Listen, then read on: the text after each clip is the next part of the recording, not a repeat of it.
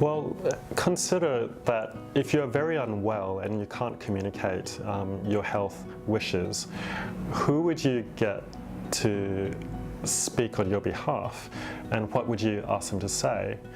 So an advanced care plan allows you to discuss with friends and family what your wishes are, what your beliefs and values are, and then have it documented.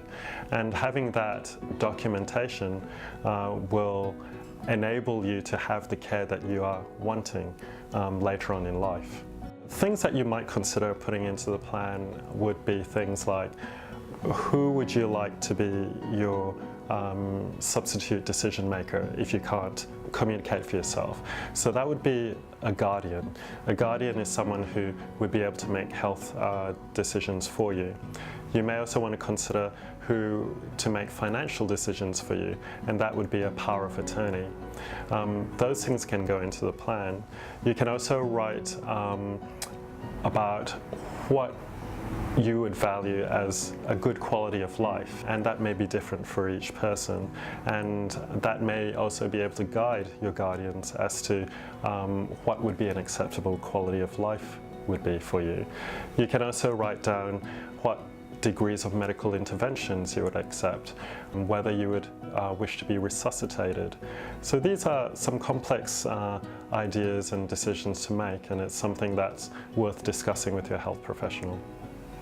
So the first step would be to really have a think about your values and your beliefs and how you would like to be cared for in terms of your health and in terms of your personal care at the later stages of life. The second step would be to really talk about it with your family and loved ones to get their opinions and so that they know what you believe. Talk about it also with your healthcare providers to get their input as well. The third step would be to choose a substitute decision maker in case you are unable to express your wishes. So legally that would be called a guardian, and your lawyer can help do the paperwork to set that up. That person should be someone that you feel you can trust implicitly. The fourth step would be to write the plan down, and you can do that with the help of your GP, and they would be able to put together all your beliefs and values into a document that can be kept. And finally, that document should be copied, and there should be many copies of that document. One copy should stay with you and be kept in a safe place that's obvious. Another copy should stay with a GP. Another copy should stay with your substitute decision maker, your guardian. And if you have an electronic health record called My Health, you can upload that onto the electronic health record, and you can have your advanced care plan kept safely there as well. That can be accessed in emergency situations from the hospitals. Palliative care is an approach that seeks to improve the quality of life for patients and their families when they're facing the problems of a life-threatening illness. It is a team approach, and the aim is to prevent and relieve pain and suffering.